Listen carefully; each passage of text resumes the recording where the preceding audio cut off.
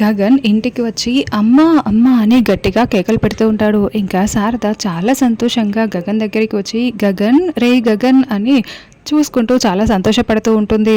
అమ్మ నాకు చాలా ఆకలిగా ఉందమ్మా అని గగన్ అడగడంతో రా నాన్న అన్నం పెడతాను అని శారద గగన్ని ఇంట్లోకి తీసుకుని వెళ్ళి అన్నం తినిపిస్తూ ఉంటుంది. గగన్ తింటూ ఉంటే చూసి చాలా సంతోషపడుతూ ఉంటుంది. అప్పుడే కేపీ భూమి ఇద్దరు కూడా అక్కడికి వస్తూ ఉంటారు.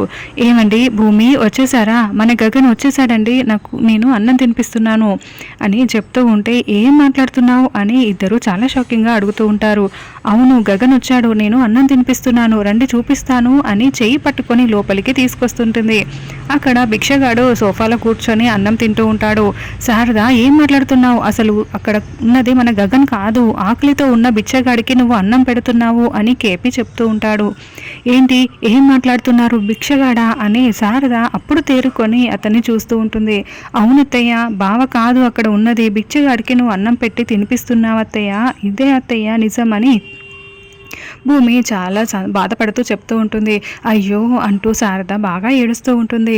ఆ తర్వాత గగన్ని కొత్త రూపంలో మనకి చూపిస్తూ ఉంటారు. క్లీన్ షేవ్ చేసుకొని హెయిర్ అంతా అలాగే ఉండి గిటార్ తీసుకొని దాన్ని ప్లే చేస్తూ పాట పాడుతూ డ్యాన్స్ చేస్తూ ఉంటాడు. ఇక అలా లోయలో పడిపోయిన గగన్ మరి గతం మర్చిపోయాడా, అసలు ఏం జరిగింది, కొత్త గెటప్లో ఎందుకున్నాడు, వచ్చే ఎపిసోడ్లలో తెలుసుకుందాం. ఇప్పుడే మన ఛానల్ని సబ్స్క్రైబ్ చేయండి.